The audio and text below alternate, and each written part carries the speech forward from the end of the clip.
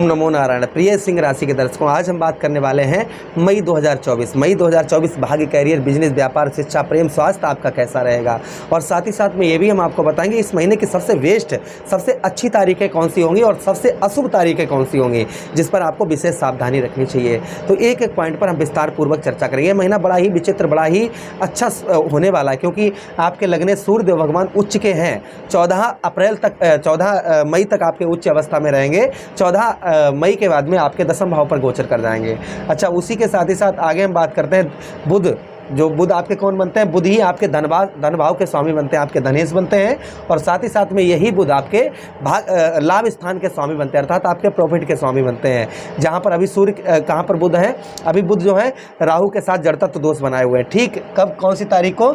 11 मई को बुध महाराज का राशि परिवर्तन होगा और बुध महाराज आपके 8वें भाव से निकलकर और आपके 9वें भाव में प्रवेश कर जाएंगे। चलिए आगे समझते हैं। ये आप प्रारंभ करते हैं और समझने का प्रयास करते हैं कि ये महीना आपके लिए कैसा रहेगा। सबसे पहले आप यहाँ पर बात, अच्छा ये एक चीज़ और है, यह प्रोग्राम आप अपनी लगन पर देखेंगे तो बहुत सटीकता रहेगी, अपनी चंद्र राशि पर देखेंगे तो बहुत सटीकता रहेगी। अब आपको दोनों चीज़ें नहीं पता, मेरी लगन क्या है, मेरी चंद्र राशि क्या है, तब वहाँ स्थिति में इस प्रोग्राम को आप नाम राशि पर देख सकते हैं। चलिए सबसे पहले हम आपके स्वास्थ्य के बारे में समझने का प्रयास करेंगे। इस महीना आपका स्वास्थ्य कैसा रहेगा। तो स्वास्थ्य के लिए आपके हम लगन भाव पर चढ़ते हैं। लगन भाव के स्वामी कौन आपके, आपको पता होना चाहिए। आपके लग्नेश बनते हैं ग्रहों के राजा सूर्यदेव भगवान। सूर्यदेव भगवान कहाँ पर विराजमान है? आपके भाग्य स्थान पर विराजमान है। हेल्थ इशू इस महीने आपकी दूर होगी, यानी कि शारीरिक कष्ट परेशानी जो आपको बहुत दिनों से परेशान कर रही थी, इस महीने आपका स्वास्थ्य उत्तम रहेगा, अच्छा रहेगा। हाँ, मौसम के हिसाब से जुकाम, सर्दी, खांसी ये चीज़ें हल्की फुल्की परेशान कर सकती है, बाकी कोई बड़ी बीमारी इस महीने आपको परेशान नहीं करेगी। अच्छा, उसी के साथ ही साथ धन की बात करते हैं। आपकी धन की स्थिति जो है उत्तम कब से होगी? 11 मई के बाद जब बुध आपके 8वें भाव से निकलकर 9वें भाव में प्रवेश करेंगे तो धन की स्थिति अच्छी रहेगी। परिवार में जो बहुत दिनों से ग्रह कलेश वगैरह आपके चला आ रहा था, लड़ाई झगड़ा वगैरह चल रहा था, वह कहीं ना कहीं आपका शांत होगा। कब? 11 मई के बाद में। नोट करके रखते जाइएगा, क्योंकि आपके 8वें भाव में जड़तत्व दोष बनाए हैं यहाँ पर बुध महाराज, और जैसे ही राहु के साथ मुक्ति मिलेगी वैसे ही आपके ठीक 9वें भाव पर प्रवेश करेंगे 11 मई के बाद में। 12 मई से आपकी चीज़ें पॉजिटिव होना प्रारंभ हो जाएंगी। अच्छा, उसी के साथ ही साथ आगे हम बात करते हैं आपके शिक्षा, प्रेम, प्यार की। इसके लिए हम आपके 5वें भाव पर आते हैं। आपके पंचमेश कौन बनते हैं? आपके 5वें भाव के स्वामी बनते हैं देवगुरु बृहस्पति। देवगुरु बृहस्पति कहाँ पर विराजमान है? आपके 10वें भाव पर विराजमान है। अर्थात यही देवगुरु बृहस्पति किसकी राशि में? शुक्र की राशि में है। और इसी महीने अर्थात 1 मई को इनका राशि परिवर्तन होगा। 1 मई को आपके 9वें भाव से निकलकर और आपके 10वें भाव में देवगुरु बृहस्पति प्रवेश कर जाएंगे। तो इनके प्रवेश से क्या प्रभाव पड़ेगा ये भी समझिएगा। 10वें भाव में आपके, अर्थात यही आपका व्यवसाय भाव है, करियर भाव है, बिजनेस व्यापार का भाव है, जहाँ पर आपके इस चीज़ में, तो ये तो खैर हम आगे बताएंगे बिजनेस व्यापार के बारे में, लेकिन भाग्य के लिए आपको आपके शिक्षा, प्रेम के लिए आपको बता देते हैं। तो देखिए आपके देवगुरु बृहस्पति कहाँ पर है? 10वें भाव पर है, अच्छी उत्तम स्थिति में है। तो आपका प्रेम प्यार, लव लाइफ आपकी जो बहुत दिनों से खराब चल रही थी, लव लाइफ इस महीने आपकी अच्छी रहेगी। यानी कि प्रेम प्यार में थोड़ा बहुत आर्ग्यूमेंट हो सकता है किसी छोटी छोटी बातों को लेकर, बाद में हर चीज़ आपकी नॉर्मल हो जाएगी। निसंकोच, निसंचित रहिएगा आप। अच्छा, उसी के साथ ही साथ में शिक्षा की बात करते हैं। पढ़ाई आपकी कैसी रहेगी? तो शिक्षा, पढ़ाई स्टूडेंटों के लिए अच्छा रहेगा, उत्तम रहेगा। उसी के साथ ही साथ में पढ़ाई में आपका कंपटीशन इस महीने हो सकता है किसी से। जैसे कोई सामने वाला है ना, वो पढ़ाई कर रहा है, आप भी पढ़ाई कर रहे हैं, तो इसमें आपका इस महीने कंपटीशन देखा जाएगा। पेट संबंधी समस्याएं आपको परेशान कर सकती हैं इस महीने, यानी कि पेट संबंधी रोग जो है कहीं ना कहीं थोड़े हल्के फुल्के परेशान कर सकते हैं, बाद में आपका सब ठीक हो जाएगा।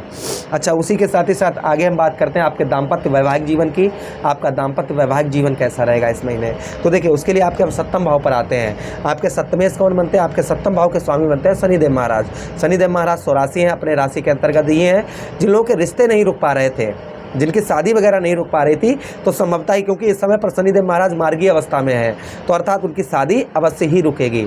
अच्छा, उसी के साथ ही साथ पत्नी से जो बहुत दिनों से, लंबे समय से लड़ाई झगड़ा छोटी छोटी बातों पर चल रहा था, वह कहीं ना कहीं इस महीने आपका दूर होगा। लेकिन हाँ, एक चीज़ का आपको विशेष यहाँ पर ध्यान रखना होगा, पत्नी से संबंध जो है वह मधुर बनाकर रखने होंगे, क्योंकि शनि आपके 7वें भाव पर बैठे हुए हैं, इसलिए पत्नी के साथ में रिलेशन जो है वह कहीं ना कहीं उत्तम आपको बनाकर रखने होंगे। छोटी छोटी बातों को इग्नोर करना है। अच्छा, इस महीने आपके ज़मीन जायदाद से भी कोई कार्य बहुत दिनों से अटका हुआ था, तो ज़मीन जायदाद से भी आपका कार्य वो है संपूर्ण तरीके से बन सकता है। अच्छा, उसी के साथ ही साथ आपके 9वें भाव की बात करेंगे शुभ कार्यों की। तो देखिए बुध, शुक्र और सूर्य यहाँ पर हैं।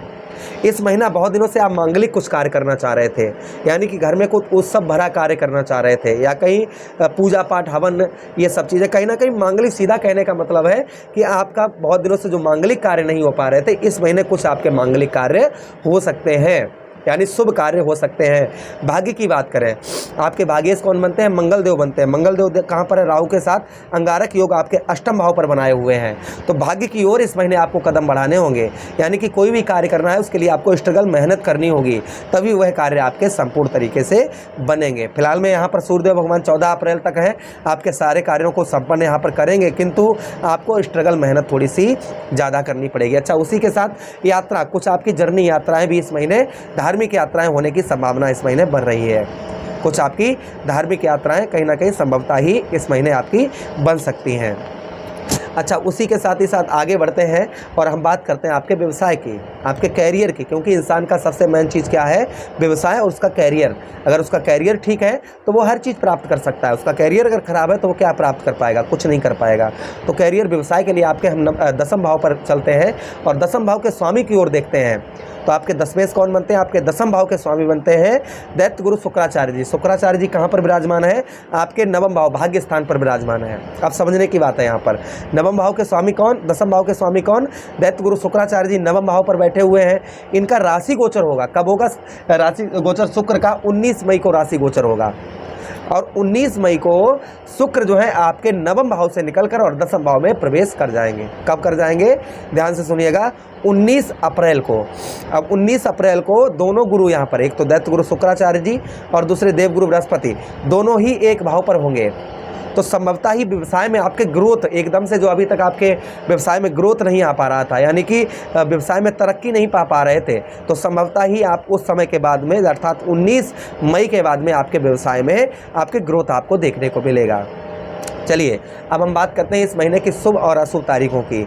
इस महीने की शुभ तारीखें कौन सी होंगी और अशुभ तारीखें कौन सी होंगी? तो सबसे पहले सिंह राशि के जातकों के लिए हम बात करें इस महीने की शुभ तारीखों की, तो देखिए 1, 2, 3 आपके लिए शुभ तारीख है। कौन कौन सी?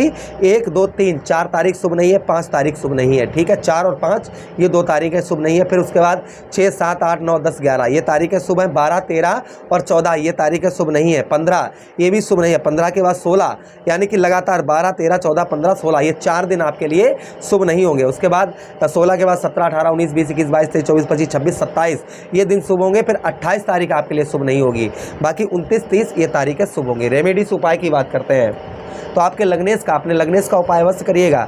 रोजाना सूर्य देव को रोली डालकर अर्घ दीजिए। ओम भास्कराय विद्महे देवाकराय धीमहि तन्नो सूर्य प्रचोदयात्, इस मंत्र का जप करके आप सूर्य देव भगवान को अर्घ दीजिएगा। वहीं पर लाल गाय को गेहूं का दलिया बनवाइए, उसमें गुड़ ऐड करके लाल गाय को खिलाइए, जिससे भी सूर्य देव भगवान की स्थिति उत्तम होगी, अच्छा फल आपको प्राप्त होगा। अच्छा, बिजनेस व्यापार के लिए शुक्र का उपाय करें। शुक्रवार वाले दिन दही और शहद से शिवलिंग पर अभिषेक करें, आपको उत्तम, बेहतर, अच्छे रिजल्ट प्राप्त होंगे। अच्छा, उसी के साथ ही साथ में मंगल राहु का अंगारक योग अष्टम भाव पर बना हुआ है, तो मंगल के लिए आप एक लाल पुष्प बजरंगबली के चरणों में मंगलवार वाले दिन या फिर बहते हुए जल में प्रभावित करें। वहीं पर शनिवार वाले दिन आप शिवलिंग पर धतूरे का फल जो है उसे फोड़कर शनिवार के दिन शिवलिंग पर चढ़ाएं। अगर आप इतने उपाय करते हैं तो आपको कोई भी प्रॉब्लम, समस्या किसी प्रकार की नहीं होगी। मुझे आदेश दें, किसी अन्य प्रोग्राम में अपना वेट करते हैं। तब तक आप लोग अपना ख्याल रखिए। प्रेम से बोलिए कृष्ण कन्हैया लाल की जय।